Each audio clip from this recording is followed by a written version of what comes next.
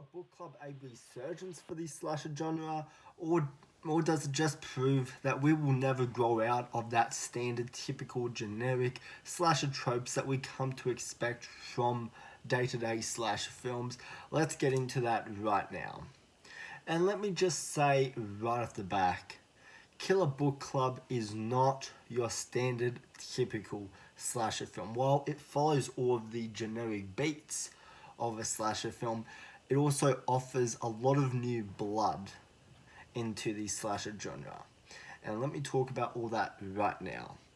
And for one, the kills in this movie are wildly unique and incredibly graphic and brutal.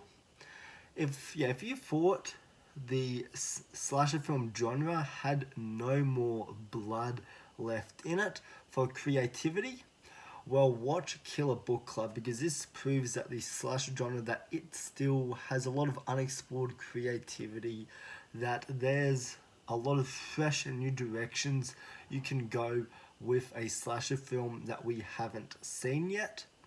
And that's what I really loved about this movie, is the kills, while being very brutal, which is already an instant plus on my end. The kills in this are more environmental based, which I really liked. It's not just stab, stab, stab, stab. It's not just that bullshit over and over again. There's definitely some of those kills in here for sure, but there's also a lot of kills to really mix it up, to really make it inventive a little bit. And I don't know, that is something that that I admire in my slasher films, if that's something that's done right here. And the twists and turns in the film, the whole who done it aspect, who's behind the mask, the big reveal on who the killer is. I thought that was very, very well executed in here.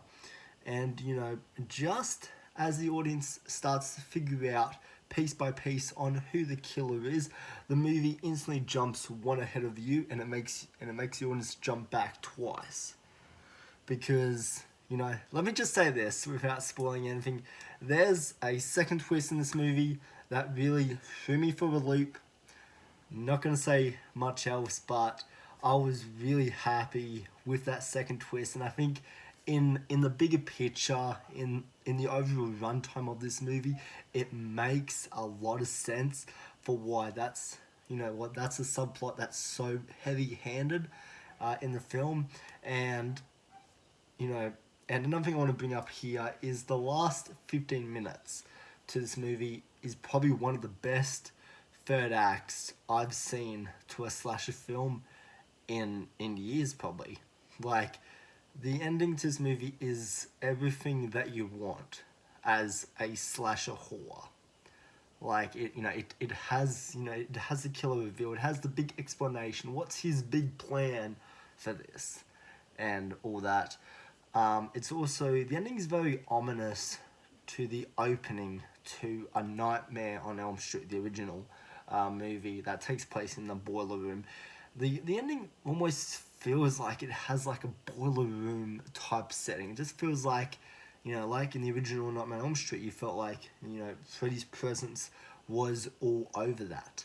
And then in here, you feel like, the killers are kind of one step ahead of our final girl.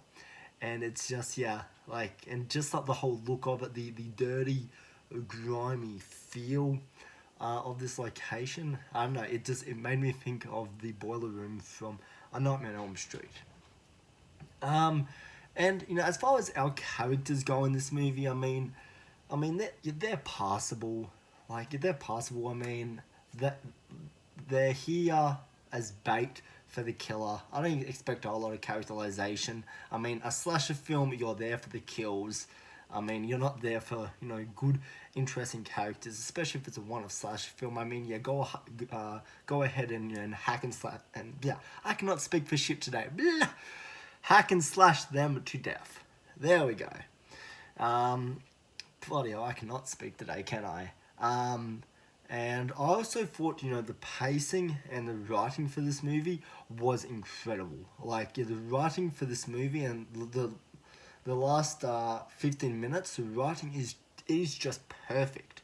Like, it is absolutely perfect. Some of the best writing I've seen for a slasher film in years. Like, I really like, while this movie, it follows trope for trope what a slasher movie is. Like, it has our basic ending of, of final girl sitting in the back of the ambulance and all that. It has the whole, setting up for a sequel. It has the whole, investigation aspect. It has the whole, red herrings. Well, that's something that's not really so much kind of dived in on this movie as much as a lot of other modern day slasher films. The red herrings part are still part of this, which I'll talk about that in just a second.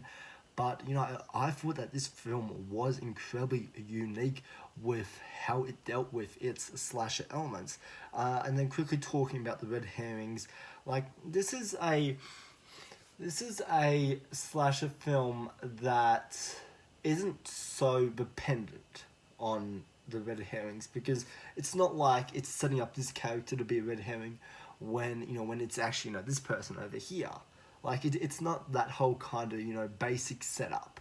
It's the setup in here is the red herring is more kind of coming down to a very confined 5 people, and you have to figure out which one of these 5 people is the killer. And so, that kind of keeps you guessing, keeps you kind of, watching those more dialogue based scenes with them. So when they're all together as a group, you're kind of guessing, like who is there, like who's there, who's not there, who said that they were having sex with their boyfriend in the other room, and all of that, like and then and really just kind of picking out that, usually the person who said, I'm having, I'm having sex with my, my girlfriend is usually, they're usually the ones that are looking probably the most suspicious, but, it's college. So, what the fuck do you expect there?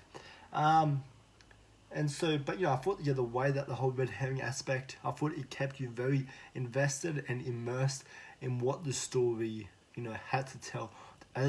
Had to tell and what had to offer. Yeah, sorry, I am dealing with a cold, so I'm trying to, really, give as much energy as I can. Been dealing with this for a few days, so I am trying to give, as much energy as I can on camera, just so, just so you guys, don't get tired of the video and all that.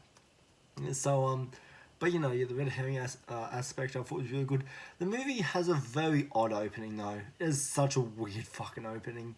I will give it that. Now I'm not even sure if the opening is even a positive or negative. Like, it's that kind of weird, because it's like the way these characters are introduced is through these cards that come up. Like, it freeze frames, shows a photo of that character, and then it puts like a subheading for what his role is in the movie, and it's such a weird fucking way. Like, yeah, I don't know. I found that odd to me. So, yeah, that was, the opening was odd. Like, the first 5 minutes, I had a hard time getting through, because I was like, is this film going to be a fucking, rom-com, or what is this? Like, if it's going to be a rom-com, this is a very suitable opening, but if it's a slasher film, I mean, is this really how we want our slasher characters to be introduced here? I mean, sure, but yeah. Anyways, that's what I have to say on Killer Book Club. I'd highly, highly recommend everyone to go check out Killer Book Club. It's not a perfect movie. It still has a lot of faults, but, for what it is, for what it was, I had a great time with Killer Book Club. And this is a great film, to get into the October season, since we're just over a week away from October. This is a great way to, kick into gear with the Halloween season. So yeah, go check out Killer Book Club, and I'll see all you guys in the next video.